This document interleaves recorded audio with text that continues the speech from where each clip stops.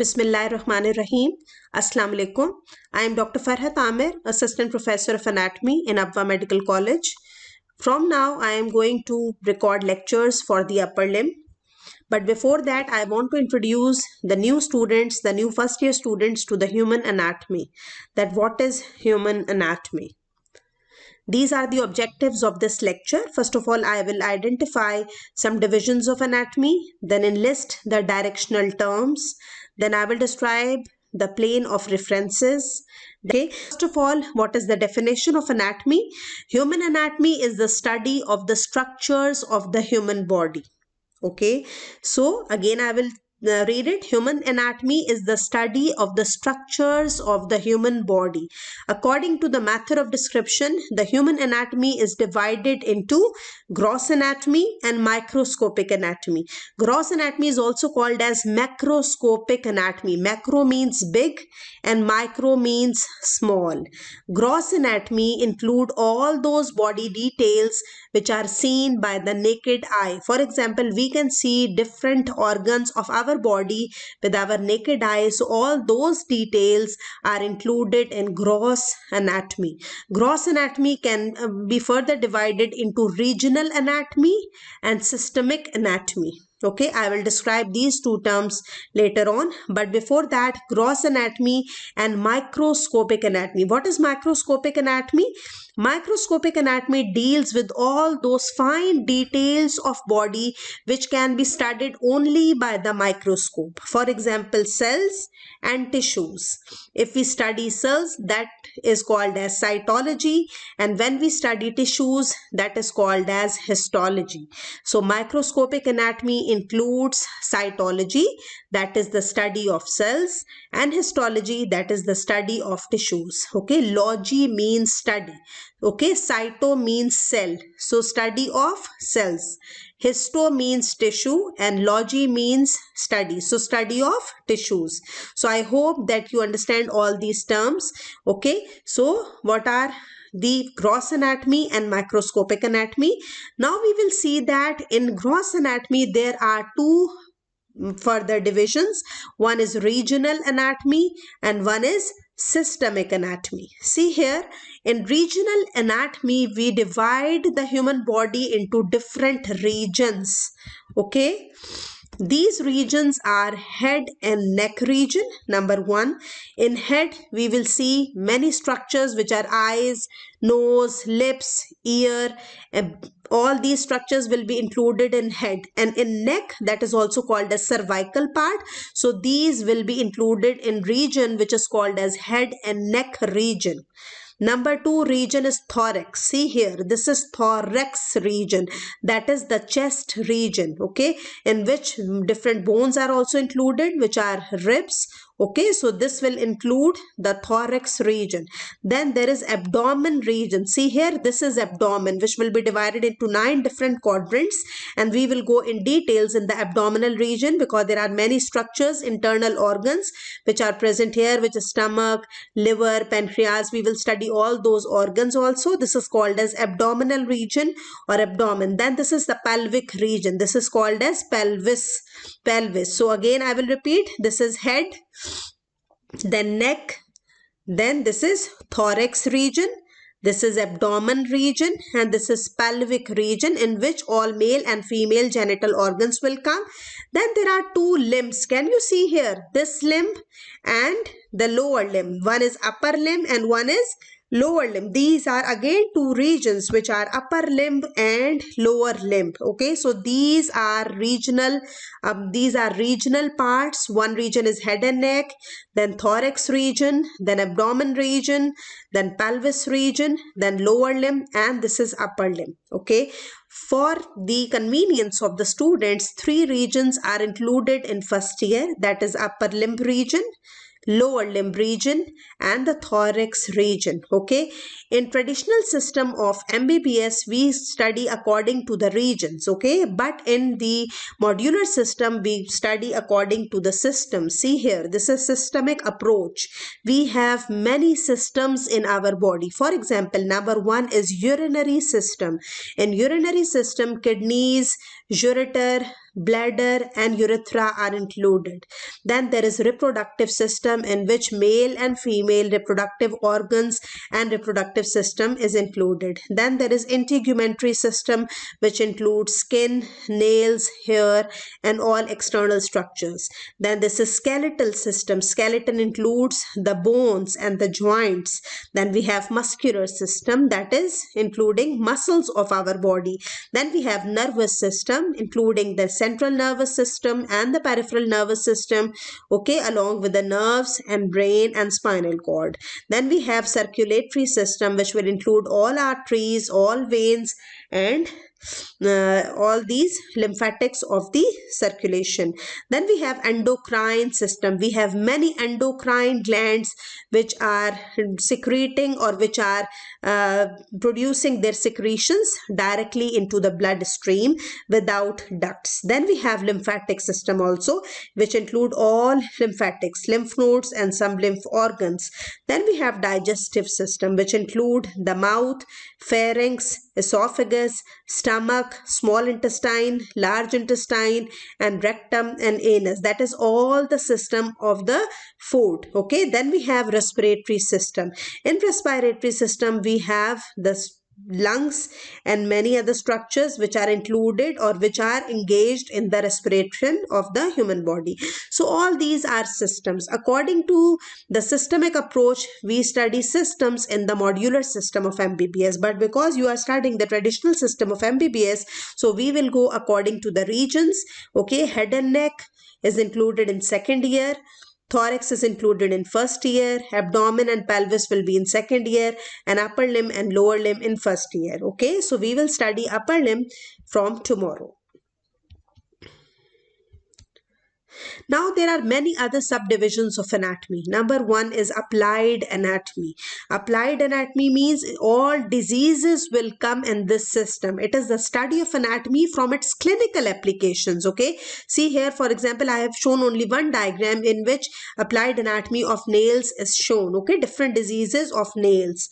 Number two, surgical anatomy. It is the study of anatomy in connection with all surgical operations and surgical procedures. Then there is surface anatomy. We study the anatomy from different landmarks on the surface of the body point in relation to the organs. Okay, see here, we can study the surface marking of heart, surface marking of lungs. Okay, so this is called as surface anatomy. Then we study radiological anatomy. It is the study of anatomy using x-rays to demonstrate the bones or some other internal organs. Then we study developmental anatomy. It is the study of developmental changes which occurring during intrauterine life. Okay, this developmental anatomy is also called as embryology. Okay, embryology. So we have studied applied anatomy, surgical anatomy, surface anatomy, radiological anatomy and developmental anatomy. In first year and in second year also we have many subdivisions which we have to study. Number one is regional anatomy, which is also called, we will study gross anatomy in it. Okay, number one is gross anatomy, which is macroscopic anatomy, in which we will study regions, upper limb, lower limb and thorax in first year, and head and neck and abdomen and pelvis in second year. Number two is microscopic anatomy or histology. We will study the tissues under the microscope, tissues of every organ under the microscope. That is called as histology. Number three, we will study embryology, okay, which is developmental anatomy. So all these divisions will be studied simultaneously. Now I want to describe you some important terms. Okay. Number one is anatomical position. What is a normal anatomical position? Because we have to study anatomy before studying or before starting the study of anatomy, you should know what is anatomical position. See here, this person is standing erect. The arms are straight by the sides. The legs are close together. The eyes, see here, the eyes are facing forward and the palms of the hands are also facing forward. This is normal anatomical position. Again, I will describe. The person is standing erect. The arms are straight by the sides. The legs are close together. The eyes are facing forward and the palms of the hands are also facing forward. This is normal anatomical position. You should know some terms in anatomy also. Few terms I will describe today. Number one is superior. Can you see here superior or upper? Then there is one term which is called as inferior. In normal anatomical position, this end, the end of head will be called as superior end, and the end of the lower limb or the end of the feet will be called as inferior end. Then see here, this is the median plane. Okay, when we divide the whole body into two halves, right half and left half, this plane is called as median plane. Okay, median plane. Now see here, these are the roots of the limbs. This is the root of the upper limb from where the upper limb is starting, and this is the root of the lower limb from where the lower limb is starting. So those structures which are closer to the root of the limb are called as the proximal structures, or this end is called as proximal end, and those structures or that end which is distal or which is away from the root of the limb is called as distal end or distal structures. Okay, then what is medial and what is lateral? See here, medial surface or medial border is that border which is closer to the median plane, and lateral border or lateral structures or lateral surface is that surface which is away from the median plane. Again, I will describe. This is superior end, okay, which is closer to the head of the body. This is inferior end. This is median plane in the center, median plane. Okay, this is root of the lower limb and this is the root of the upper limb. Okay, those structures which are closer to the root of the limbs are called as proximal structures, and those structures which are away from the root of the limb are called as distal structures. That surface or that border which is closer to the median plane is called as medial border, and that border or that surface which is away from the median plane is called as the lateral border. Okay, so I hope that you understand the anatomical position. Now there are some anatomical planes. First of all, I have described you before also the median plane.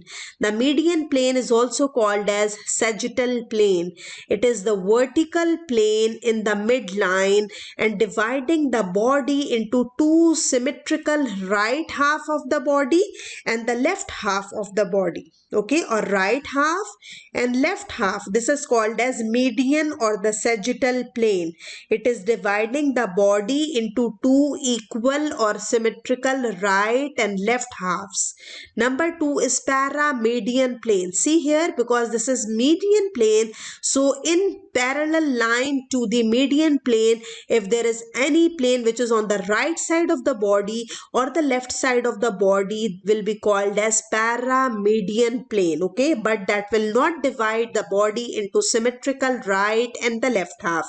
Maybe the right half will be bigger or the left half will be bigger, because that plane will be parallel to the median plane, but it will not be in the center of the body. Okay, so it will divide the body into right and left half, but those halves will be asymmetrical halves. Then there is coronal plane. Can you see here? This is this is also a vertical plane, but it is dividing the whole body into anterior part and the posterior part. Okay, it is a vertical plane at the right angle to the median plane. See here, it is at right angle. This is the frontal or the coronal plane, and this was the median and the sagittal plane, and they both are planes are at 90 degrees or right angle to one another. This coronal or the frontal plane is dividing the whole body into anterior half and the posterior half. Now there is one horizontal or the transverse plane. Can you see here? It is a transverse plane which is dividing the whole body into upper half and the lower half. Okay, upper half and the lower half. This is called as transverse plane or the horizontal plane. Now there are some terms of position. First of all, one term is anterior and the other is posterior, or they are also called as ventral or dorsal.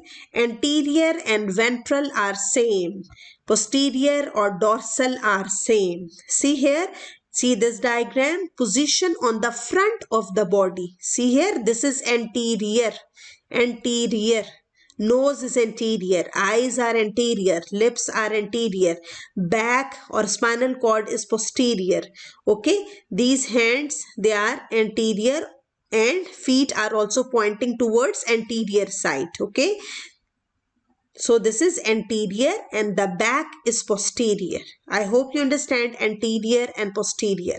Now there is medial and lateral. I have told you earlier also that there is one median plane, and those structures which are near to the median plane are called as medial structures, and those structures which are away from the median plane are called as lateral structures. For example, eyes are medial and the ear is lateral, because eyes are more closer to the median plane but ears are somewhat lateral to the or away from the median plane. That's why they are lateral, but the eyes are medial. Okay, then intermediate will be in between medial and lateral. Then superior, I have told you before also, superior position is nearer to the head and inferior position is nearer to the lower end of the body. Then what is proximal and distal? I have told you earlier also, the position which is nearer to the root of the limb, maybe upper limb or lower limb.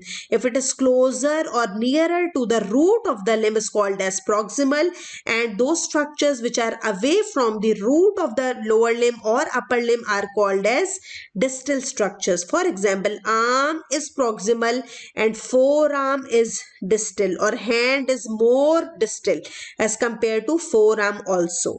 Okay, similarly, thigh is proximal and leg is distal, and feet or foot, it is more distal than the leg also. Okay, so proximal are those structures which are closer to the root of the limb, and distal are those structures which are away from the root of the limb. Then superficial and deep structures. Superficial is the position nearer to the surface of the body. See here, nearer to the surface of the body are superficial structures. Skin is more superficial. The internal organs are deep. Okay, deep is a position away from the surface of the body. Okay, so hairs are superficial, but brain or the structures which are inside are deep. Okay, hairs are superficial, skin is superficial, nails are superficial, skin creases are superficial, but internal or deep are the structures which are muscles, veins, arteries. So those are deep structures. Internal and external. Position nearer to the cavity of the organ are called as internal organs, and those organs which are away from the cavity of the organ are external organs. Then there are two terms which are ipsilateral. See here, if we talk about the left side of the body, this left limb, upper limb and left lower limb, they are called as ipsilateral because they are of same side. Ipsi means same. Okay, so they are of same side if we are talking about left arm and left leg. But if we talk about the left leg and the right left arm and right leg, so we are talking about different sides, right and left, so they are called as contralateral. Contra means opposite. Okay, ipsi means same. If we are talking about two structures which are on the same side are called as ipsilateral structures, but if we talk about two different sides of the body or the opposite sides of the body, then they are called as contralateral structures. Okay, the same side of the body is ipsilateral, the opposite side of the body is called as contralateral. Then there are two terms which are named as supine and prone positions. Supine position, when the ventral surface of the body is directed upward.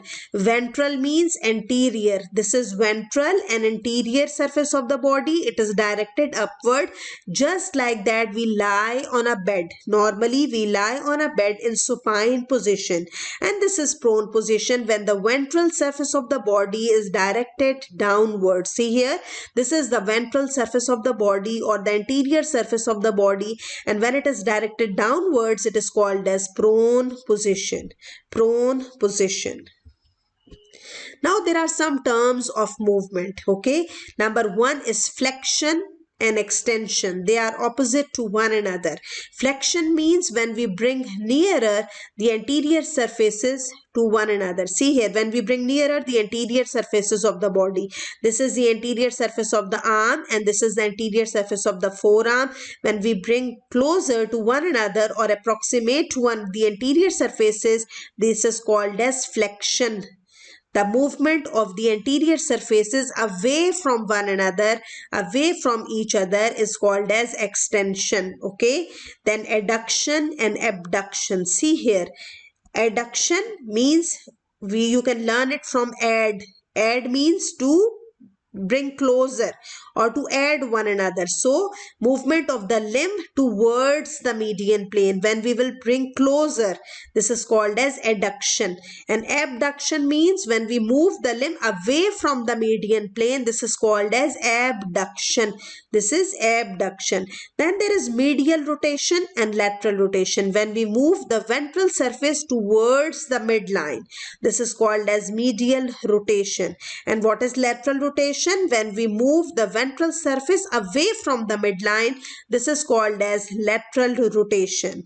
What is circumduction? It is a group of movements or combination of movements including the flexion, abduction, extension and adduction. Okay, so remember this thing, this is circumduction.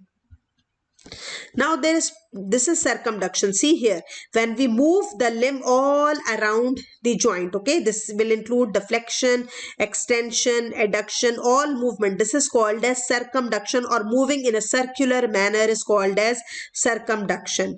Then study the pronation and supination. See here, the palm of hand is directed downward is called as pronation. Okay, just like when the ventral surface of the body was directed downwards. So same, if the palm of hand is directed downwards, it is called as pronation, and when the palm of the hand is directed upwards, it is called as supination. And what is opposition? Approximation of the thumb to other fingers. When we bring closer the thumb to other fingers, it is called as opposition. What is inversion and eversion? See here in this diagram, when we bring the sole of the foot inwards, okay, or toward the median plane, it is called as, this is sole, below is the sole, above is the dorsal surface of the foot, and below is the sole of the foot. Okay, the sole of the foot is directed inwards, this is called as inversion, and when the sole of the foot is directed outward, it is called as eversion. Eversion. Then we have elevation and depression. Elevation means moving up and depression means moving down. Then we have two terms which are called as protraction and retraction. Protraction moving anteriorly and retraction moving posteriorly. This is mostly used in case of jaw. If we move the jaw anteriorly, it is called as protraction of the jaw. And if we move the jaw posteriorly, it is called as retraction. Or you can see here in this diagram also, if we move the limb, the upper limb above or anteriorly, it is called as protraction, and we move it backwards, it is called as retraction. Okay, see in this diagram they have shown inversion and eversion, and in this diagram they have shown the circumduction, which is the combination of some movements. Okay, so remember all these terms, which are pronation, supination, opposition, inversion, eversion, elevation, depression, protraction and retraction.